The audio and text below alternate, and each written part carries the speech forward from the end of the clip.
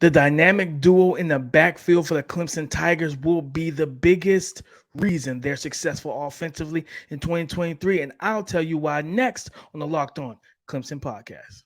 You are Locked On Clemson, your daily podcast on the Clemson Tigers. Part of the Locked On Podcast Network, your team every day.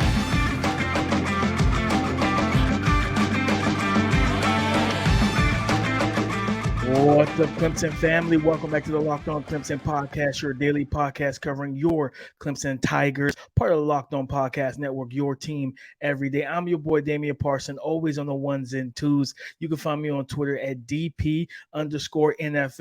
I'm a national scout over with the Draft Network, as well as the co-host for the Locked On NFL Draft podcast. And guys, welcome back.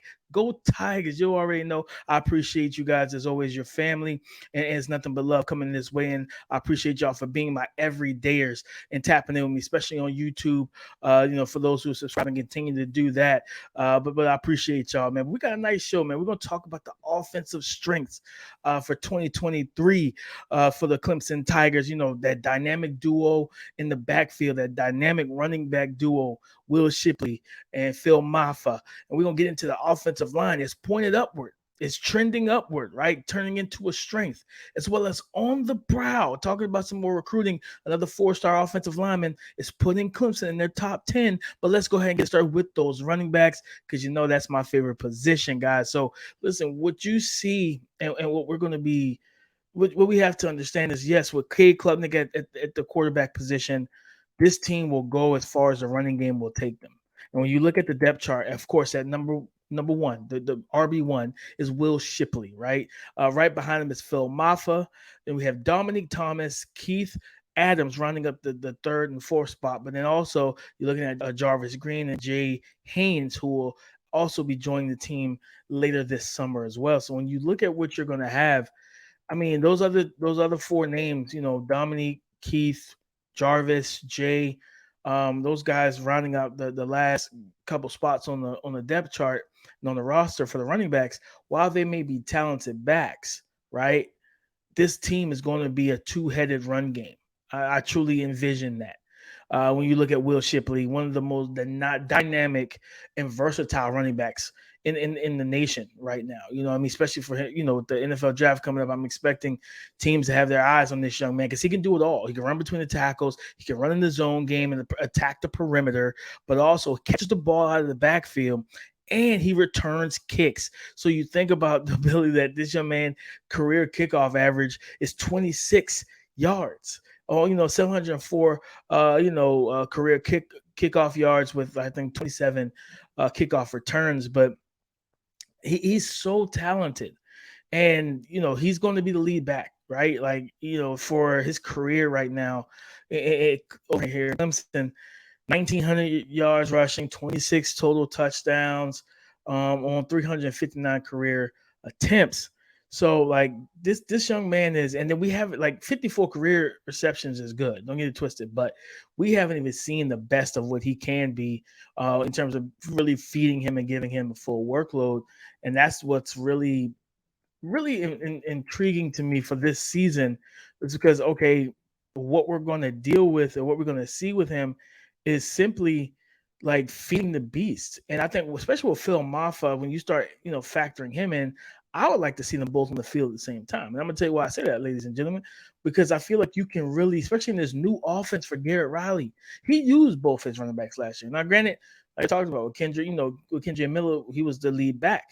And I forget the secondary back, the second running back's name, but he came in, especially because Kendrick dealt with some injuries towards back end of the season heading into the college football playoffs. But nonetheless, you had two talented backs, and he knew how to use them both. They were two different style runners, too. That's the crazy part. And it's the same thing here, where you have Phil Mafah, who I believe is more of the more physical of the two in terms of him and Shipley. But, just kind of, looking over everything, like Shipley in this offense, gosh, Shipley really believes that he's pumped to be in this offense. He said, I've got some hurdles to get over with that. So pumped about Coach Riley and the things that I think are going to come to fruition this year. I'll really be able to show people what I can do. That said this is from Will Shipley, catching the ball in the backfield, playing in the slot, just being able to create matchups anywhere on the field. That is what you love to hear. That's why you bring in a Garrett Riley. That's why you bring in a new OC, because for all the stuff that all the production and the success that Will Shipley has had since coming into to Death Valley, the fact he feel like he hasn't even shown everything, that's scary. That should be scary. The defensive coordinators in the ACC should be concerned. They should be worried, because this young man has been a baller, been a beast since he got there. But now he's at an offense coordinator that's going to move him around really and flex him into the slot and just allow him to be a mismatch weapon. That's what you love to hear. And crazy enough, Shipley went on to say he doesn't believe or view himself as a running back. He's just a football player.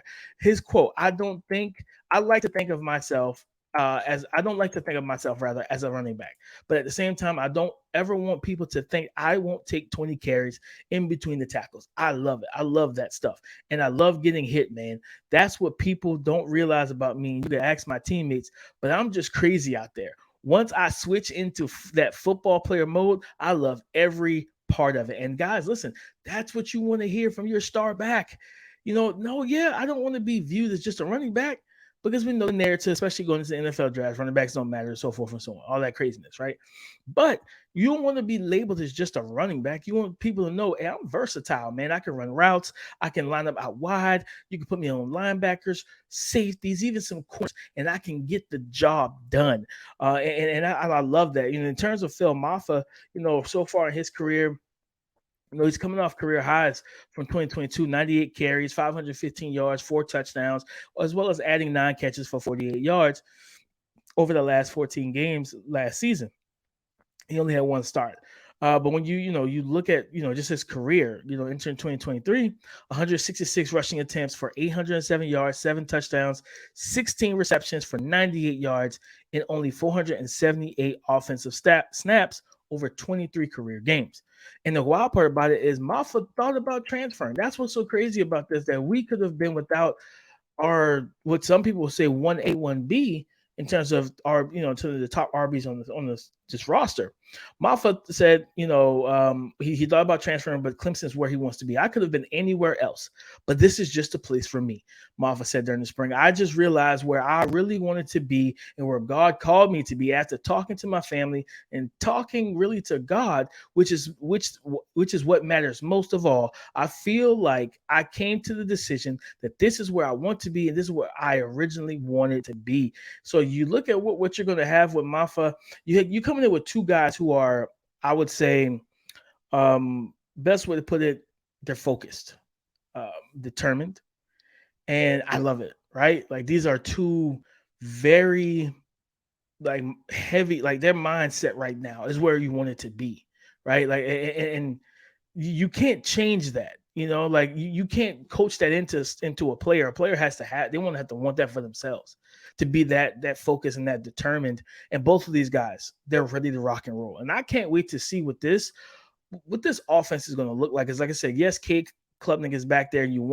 I know it's the new shiny toy. Clemson fans, I get it, baby. You want to let that young man sling the pigskin all over the field. Just throw the ball everywhere, high, low reads. You want him 35 attempts a game, right? You want him to throw the ball a lot. But I would just be weary and say, listen, you can't forget about the run game. When you have 2 talented backs who complement each other well, both can catch out of the backfield. One can kind of operate. I know the comps. I'm telling you, as an NFL draft analyst and scout, the comps that are going to be thrown around for Will Shipley when he does declare for the draft for Christian McCaffrey. And it's low-hanging fruit. I absolutely hate it because Christian McCaffrey is such a monster, and at Stanford is such a monster in the NFL. Put such a really big umbrella of pressure on Will Shipley's name to come out and be like Christian McCaffrey. But you just look at what he brings to the table. Super versatile, super talented. And I think this running back, this 2-headed running attack is going to help Cade Klubnik get settled early in games if they lean on it. If Garrett Riley, the OC, leans on that run game early and allow it to dictate the defense's coverages, their front seven looks, everything else, where they have to gear like, you know what, I can't play too high. I got to bring a safety down. Got to roll that guy down in the box and go to cover one, middle of the field close, right? Where I can now have one-on-one with those explosive weapons that I believe the Clemson, Cole Turner, Antonio Williams, and those guys returning. I think that they will be able to really push the envelope, guys, in my personal opinion. But like I said, getting the run game going. And what's a better way to get the run game going? It starts up front. I'm coming up next. I'm going to talk about the offensive line and why I believe it's trending towards being a strength for the 2023 college football season. Guys, looking for a delicious snack, but don't want all the sugars and calories, then you need to try the best tasting protein bar ever. That's Built Bar, Built Puffs. You got to give them a try, guys. If you're like me, you want to make healthier snack choices, but you don't want to compromise on taste, I've got just the thing for you, Built Bars and Built Puffs.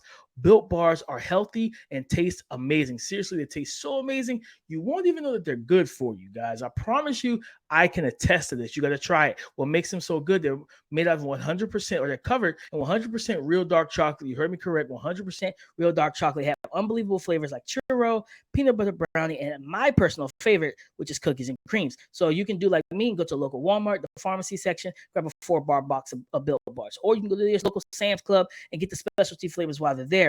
Or you can allow us to help you. Go to BuiltBar.com and use our promo code LOCKEDON15, and you get 15% off your next order. The big boys, the trenches. Trench warfare is where games are won and lost at every level of football.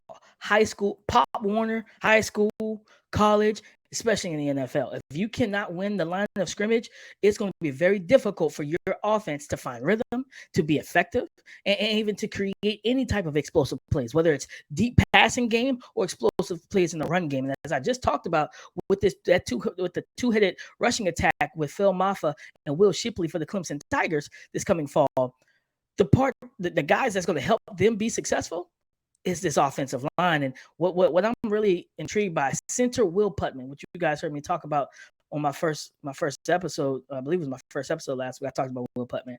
And he's, per his quote, that, when you look back at the successful years in Clemson's best years, the offensive line could be trusted between 8 to 10 players to play.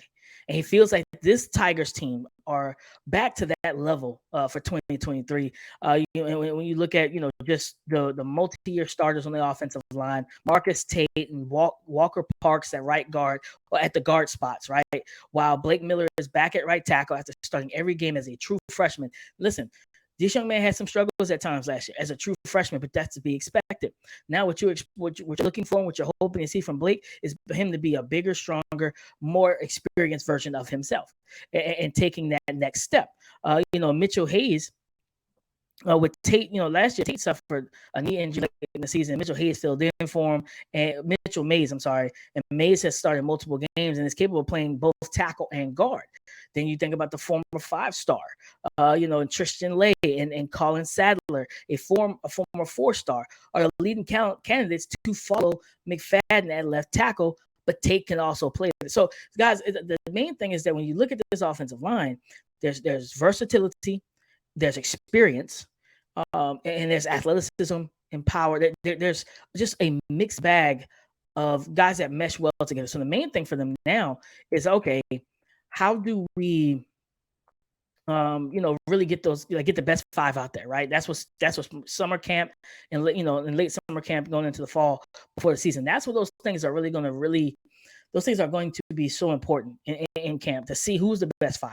And it's not just, okay, yes, the best 5 talents, but the guys that work the best. Because the offensive line, the communication, being able to help one another if you're uncovered, being a bumper, looking out for your teammates, things of that nature, that's important. And that's vastly important to the success of a offensive line. So not just getting the 5 best talents out there, but the 5 best talents that mesh well together. They're going to communicate. They're going to work as one, like we think about one sound, one band. You think about for those who are in band growing up through high school, it's one sound, one band, right? And that's how it is on the offensive line.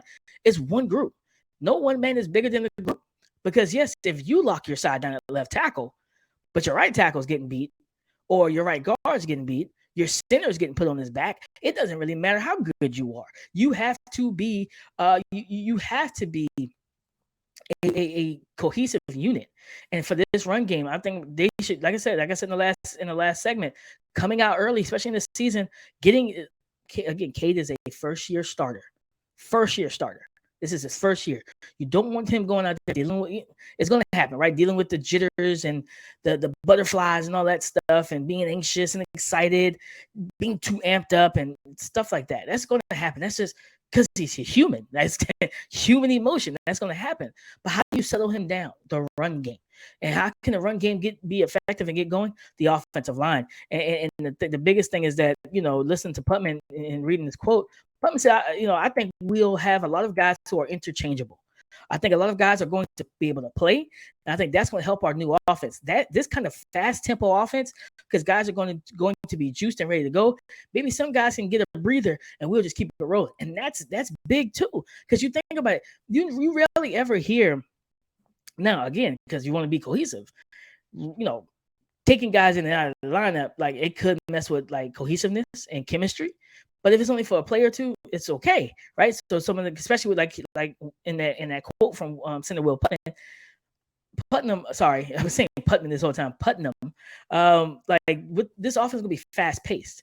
If you go and watch TCU last year, you saw an offense that will move with tempo, especially when they have positive gains. So when they're moving with tempo, yes, guys are going to get a little gassed. So you want to give them a couple breaks, maybe 5 to 7 plays, let them get their wind back. And typically you see that on the defensive side of the ball where, hey, we have a talented front four, but we got 3 guys on the bench that we can bring off in the fourth quarter and have fresh legs. And having fresh legs on the offensive line can help as well. So guys aren't slow out of their starts. Guys aren't sluggish or lethargic or lackadaisical and different things of that nature.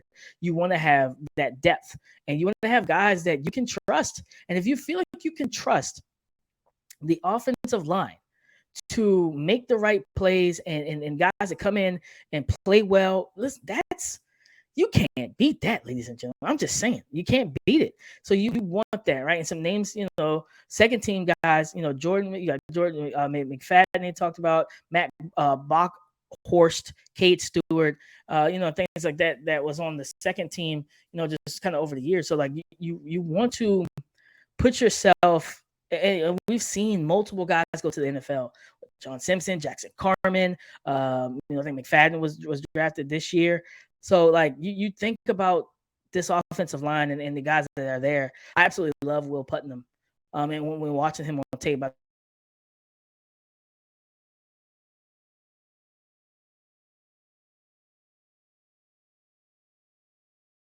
think he's going to having the depth, being able to be versatile. Having that, those guys are interchangeable, not just complete guard, but they can kick out the tag. Like that's rare to have so many guys. And you think about, I'm gonna tell you a team that comes to mind in college football that has done this over the past couple of years. Alabama, Evan Neal played right tackle, he played left tackle, he played some guard.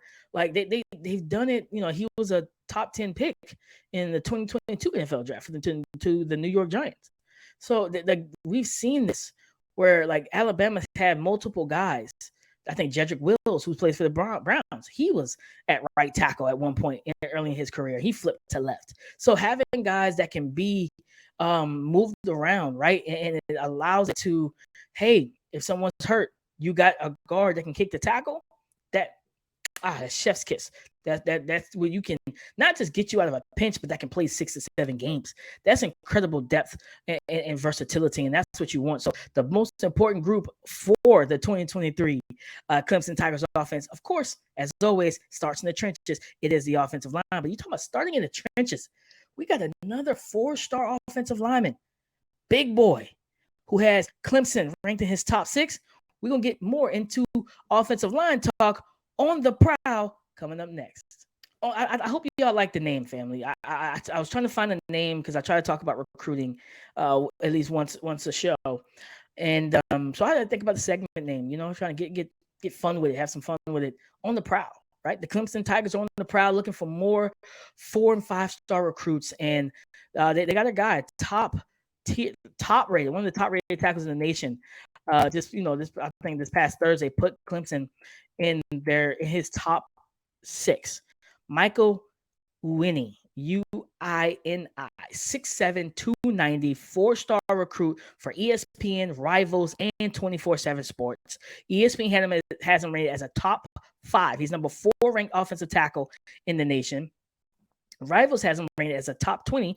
He's number 20th on the dot for them in terms of offensive tackles. And 24/7 has him rated as a number 14th offensive tackle in the 2024 class. So what does that say? High praise. This young man is talented, a good mover. And that's what you really want to look for, guys. Like, you want someone that's going to come in and make all the necessary plays in the game, right? Like, for a big boy, 6'7", 290, like he's a finisher, and I like that about him, right? I talked about on one of the previous offensive linemen, on the Prowl segments before it was called On the Prowl. Last week, I talked about one of the offensive linemen that they're targeting, and just bringing the attitude to the offensive line. And I want that for this team because, again, like I talked about in the past 2 segments. First segment, the rushing attack, right? But what can't the rushing attack? Why can't the rushing attack be what it wants to be without the offensive line, which is becoming a strength for 2023? So you need physicality. You need athleticism. You need arm length and all of that good stuff, but you need to be physical. And with Michael, this young man, watching his tape, you see him like he blocks like a guard in the run game. Like, coming off the ball with quickness and power, as well as, coming off the ball with like this just kind of aggressiveness and reckless abandon for the health of his opponent, man. He will literally put guys in the dirt, and that's what you look for in the offensive lineman. So to help the run game, especially with all the talented young backs that are on this roster behind Phil Mafah and Will Shipley. So with Michael Uini, like I said, 6'7", 290, looking at this young man, I'm asking the question, all right, top 6. Hey, we got to finish this. We got to finish this, man. Hunting for the prey on the Prowl. Let's go out, get him in for more visits. Bring him in this fall and really see what we can get out of him and see what we can do. Right now, his top 6, Georgia, like, we got some competition, guys. Got some competition. Georgia Bulldogs, Alabama Crimson Tide, Michigan Wolverines, the Texas Longhorns, the Florida Gators, and of course the Clemson Tigers. So this, he tweeted that out. Blessed, top 6. Where are we going? And he came in for a campus visit back in March. And of course, he received an offer. And right now, like I said, he's a top 5. For ESPN, he's not only is he the number 4 ranked offensive tackle, he's also the number 64th player overall in the nation on their board. So get excited about this. It's like top 6. I know it's not top 3 or top 2 yet, but you're telling me there's a chance. There is a chance. We got to get there, and it's going to take time. Like I said, these big games, and Clemson, and I continue to say this, Clemson has some big games on the schedule this year, right? You think about the matchup with Duke. You think about Florida State. All of these, the ACC is going to be very competitive, and with these games on the schedule, you want to bring in Michael. Let him experience that Tiger atmosphere, right? Let him experience watching them run down the hill with Dabo Sweeney. And I don't know how old Dabo is, but he be booking. He picks him up and puts him down. I don't know what his 40 time is, and I know it's kind of it'll be a little wade, because of that slope that he's running down. But Dabo be moving, man. So if you can, the main thing I think for me is bring him there. Allow him to feel the aura, the crowd, everything. Then you go out there and win that big game. And let him feel not just the pregame, because it's one thing for the crowd and the team energy to be hot, sky high pregame. But can it match that postgame when you win? Right? Can let him feel the what he can feel, the love he's going to receive after winning a big game in the ACC. Right? There's no, what I'm saying, in the ACC conference, you're trying to get to the ACC championship game, and you need to show these recruits, hey man, this is what you want to be. This is what you want to be a part of. I promise you want to be a part of this. And these young men really appreciate that, right? And NIL, of course, plays a part, but the environment plays a big part as well. So when you have one of the best offensive tackles in the nation. Like I said, I'm excited to see him, dominant run blocker, real physical, big. And when you watch him on tape, like I said, that 6'7" stands out. You know it's him. Some of these guys just don't look the part. You see the foot quickness, the ability to change direction and mirror rushers, but also pass off twists and stunts. Good IQ for a young man as well, the football IQ, right? So he has a lot of the things that you absolutely look for and you want, and just be able to protect that outside shade. I always talk about offensive linemen using your length in terms of your arm length and your wingspan, right? Use it like a boxer, right? We've seen, if you watch boxing, that's the reach advantage. You box from your distance. That jab keeps guys off base and they can't get to you. So that's what I'm looking for. I'm looking forward to keeping an eye on Michael and seeing where he goes. And hopefully he becomes a Tiger as the recruiting process goes on. But that's on the Prowl guys. Like I said, we talked about the dynamic running back duo, Phil Mafah, Will Shipley, talking about this offensive line that's trending upward for 2023, and Michael Winnie, top 5 offensive tackle, has Clemson and one of the top 100 players in the nation, top 70 per ESPN, has Clemson in his top 6. So guys, let's keep an eye on these recruits, and we're going to continue on the Prowl so I can bring that to you. But I appreciate y'all for tapping in with me as always, man. Go subscribe and follow for free on YouTube or wherever you get your podcast, ladies and gentlemen. Go, continue to go subscribe for free on YouTube. And like I said, just show me love, man. I appreciate all the love. You guys are definitely showing me a lot, interacting with me. So I appreciate y'all. Thank y'all for making Locked On Clemson podcast your first listen today and every day. And thank y'all for being there every single day. It's Monday through Friday. I love y'all, man. Y'all are family. And tomorrow we're going to get back into some more Clemson content, man. We're going to talk Cade Klubnik, and somebody has him as an emerging star heading into 2023 for college football. We're going to talk about that tomorrow. But in terms of Twitter, you can find me and follow me. I'm Damian Parsh. You can follow me on Twitter at DP_NFL. Come and join the conversation again tomorrow on the Locked On Podcast Network. Your team every day. Go Tigers.